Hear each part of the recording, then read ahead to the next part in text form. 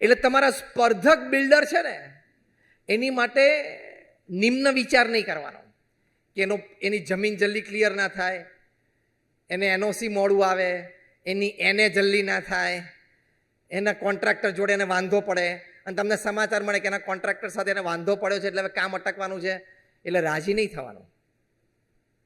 એ વખતે જો તમે થોડાક પણ રાજી થયા ને તો તમે માણસ તરીકે બહુ ચીપ માણસ છો, બહુ હલકા માણસ છો. તમે વેપાર મોટો કરી લીધો એટલે માણસ પણ આપણે શ્રેષ્ઠ બની ગયા એવું નથી. તમારે એમ પ્રાર્થના કરવાની કે મારો જે મુખ્ય સ્પર્ધક છે ને એને 2 પ્રોજેક્ટ વધારે મળે. કેમ? એટલે મને પણ બીજા 2 પ્રોજેક્ટ કરવાની શક્તિ પ્રગટ થાય. That is your purpose. That is your clarity. કોમ્પિટિટરના હાથ પગ મજબૂત થાય ને એવી ભાવના રાખવી. તો સ્પર્ધકના હાથ પગ મજબૂત થાય એનો મતલબ શું તો કે તમારા પણ હાથ પગ મજબૂત કરવાની શક્તિ અંતરથી જનરેટ થશે.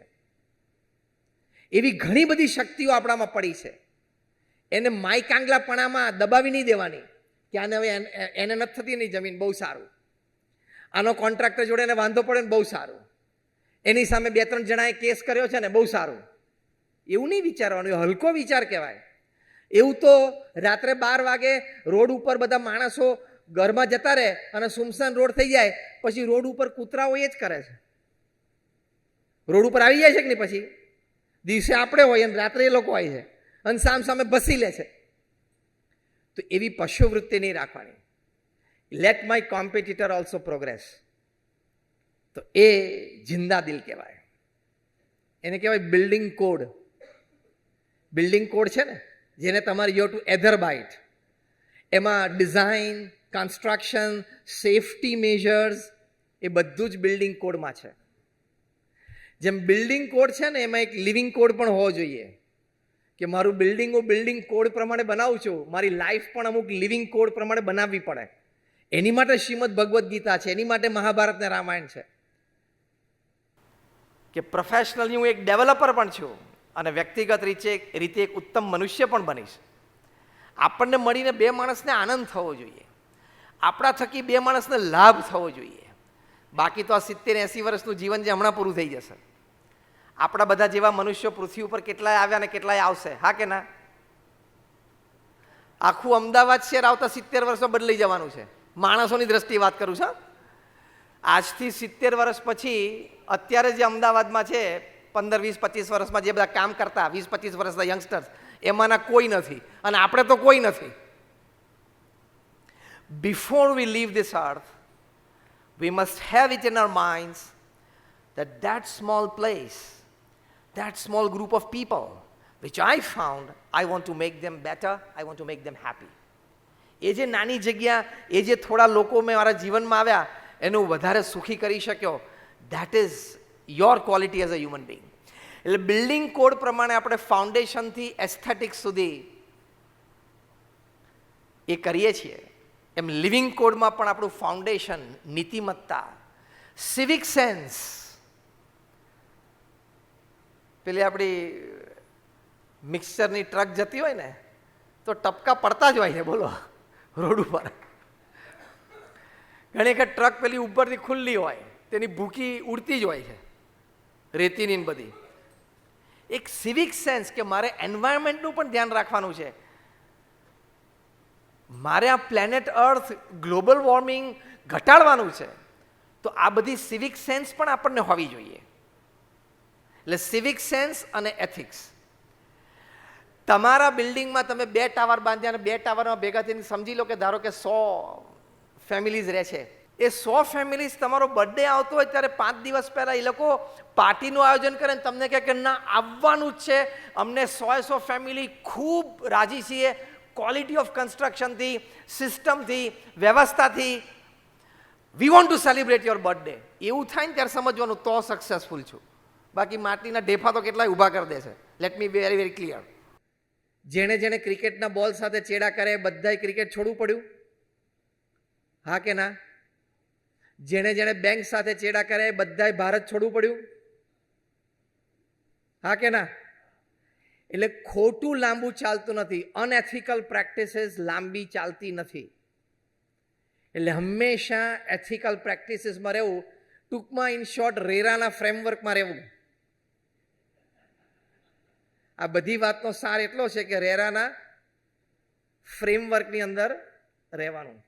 Ethical practice. What you have promise to your customer, give 5% more than your promise, that is your credit.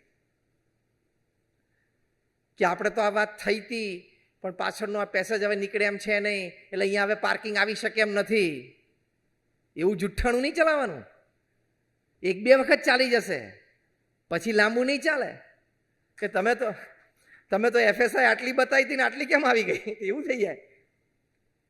Credit કેવી હોવી જોઈએ ખબર છે? જ્યારે 1992માં અમે ગાંધીનગર અક્ષરધામનું ઇનોગ્રેશન કર્યું ને, ત્યારે એમ થયું કે રોજના 10,000 માણસ અહીંયા જોવા માટે આવે ને તો આ પ્રોજેક્ટ સાર્થક થયો કહેવાય. એટલે એના પ્રચાર પ્રસાર માટે શું શું કરવું ને એટલું બધા ચર્ચા કરી. સ્ટીકર્સ બનાવવાને, બિલબોર્ડ્સ ઊભા કરવાને.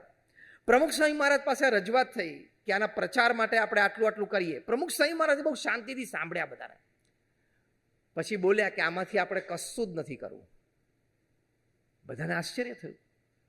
પછી પ્રમુખ સ્વામી મહારાજે કહ્યું આપણે બનાવ્યું છે એવું ને, બસ આ વાક્ય તમે લઈને જજો હા ઘરે. પ્રમુખ સ્વામી મહારાજ બોલ્યા કે આપણે બનાવ્યું છે એવું ને કે જે આવશે ને જોશે ને એ બીજા 25ને વાત કર્યા વગર રહી નહીં શકે, એ બીજા 25ને મોકલશે. ધીસ ઇઝ કોલ્ડ, અંગ્રેજીમાં એક વાક્ય છે વર્ડ ઓફ માઉથ. તમારી પ્રોડક્ટ જોઈને 5 જણા બહાર જઈને વખાણ કરે ને એ તમારી કિંમત છે. એવી એથિકલ વેલ્યુ ને ક્વોલિટી આપવાની. એક બિલ્ડરના કન્સ્ટ્રક્શનની એક વિડીયો વોટ્સએપ ઉપર થોડા વખત પહેલા બહાર પડેલી. એમાં પહેલા વોટ્સએપમાં વિડીયો ઉતારી કે જો હું પંચ કરું છું ને દિવાલને આર પાર પંચ નીકળી જાય છે. બોલો, આ પંચવાળાને સુરવીર ગણવાનો કે બાંધકામ વાળાને ગણવાનો? ક્વોલિટી પ્રોડક્ટ એવી હોવી જોઈએ કે તમારો નેક્સ્ટ પ્રોજેક્ટ થાય ત્યારે તમારા પ્રીવિયસ પ્રોજેક્ટના ક્લાયન્ટ્સ, કસ્ટમર્સ એ લોકોના 5 સગાવાળાને વાત કરે કે હું જે ફ્લેટમાં રહું છું ને એ બિલ્ડરે જે બનાવ્યો છે ને એ જ બિલ્ડરે આ બનાવ્યો છે, તારે લેવો છે ને તો તું જા. If the moment your clients and customers talk about you and advertise about you, that is your success. હું તમને બહુ એક સિનિયર મેનેજમેન્ટ અને ટોપ લેવલ ઇન્ટરનેશનલ કોર્પોરેટ બિઝનેસની વાત કરું છું. કારણ કે અત્યારે હું તમને વાત કરું છું આવા મોર દેન 10,000 સેમિનાર્સ એન્ડ કોન્ફરન્સીસ મેં છેલ્લા 25 વર્ષમાં દુનિયાના 60 દેશોમાં એડ્રેસ કર્યા છે. એટલે what international business class people, international corporates, they think, they talk, they walk, they behave, their attitudes, their character, એ હું તમારી સાથે શેર કરું છું. કે આટલું ચાલશે, ક્વોલિટીમાં થોડીક નબળાઈ ચાલશે, ચાલી જશે એક વખત, પણ તમે ક્વોલિટી સાથે કોમ્પ્રોમાઇઝ કરવાની શરૂઆત કરશો ને એટલે તમારા કરિયર સાથે કોમ્પ્રોમાઇઝ ચાલુ થઈ જશે. If you want to go high and go long, તમારામાંથી કેટલા જણાનો સંકલ્પ છે you want to go high and go long? હાથ ઊંચો કરો. You want to go high and go long? then don't compromise with quality. Quality સાથે compromise ના કરતા. તમને ખબર છે લેમ્બોર્ગિની ગાડીની કોઈ દિવસ એડવર્ટાઇઝમેન્ટ જોઈ? લેમ્બોર્ગિની કારની એડવર્ટાઇઝમેન્ટ તમે ક્યારે નહીં જુઓ. તમે ગૂગલ કરી જુઓ, વોટેવર, યુટ્યુબ ખોલો, લેમ્બોર્ગિની કારની કોઈ એડવર્ટાઇઝમેન્ટ નથી. એ લોકોને કારણ પૂછવામાં આવ્યું.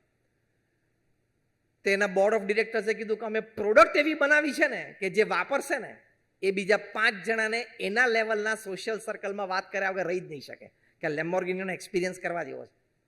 અને બીજું એમણે હસતા હસતા કીધું કે જે લોકો લેમ્બોર્ગિની ખરીદીને ફેરવે એ ક્ષમતા ધરાવે છે એ લોકો પાસે ટીવી સામે બેસવાનો ટાઈમ નથી. આ 2 કારણથી તમે લેમ્બોર્ગિની ગાડીની ક્યારેય એડવર્ટાઇઝમેન્ટ નહીં જુઓ. તમને આજના એવોર્ડથી જેને મળ્યા એને સંતોષ થયો હશે, પણ તમારે હાઈએસ્ટ ઇન્ટરનેશનલ એવોર્ડ તરફ લક્ષ્ય રાખવાનો કે એ કક્ષાએ આપણે જવું છે અને સ્કેલનું કામ કરવું છે. ભારતમાં એવા 4-5 બિલ્ડર્સ છે જે દર વર્ષે 1.5 થી 2 કરોડ સ્ક્વેર ફૂટનું કામ કરે છે. એ સ્કેલ ઉપર તમે પણ જઈ શકો છો. તમારી પણ ક્ષમતા છે, પણ એમાં બંને વાત, your intelligence energy is one thing, your quality is another thing. Value system એક હોવી જોઈએ.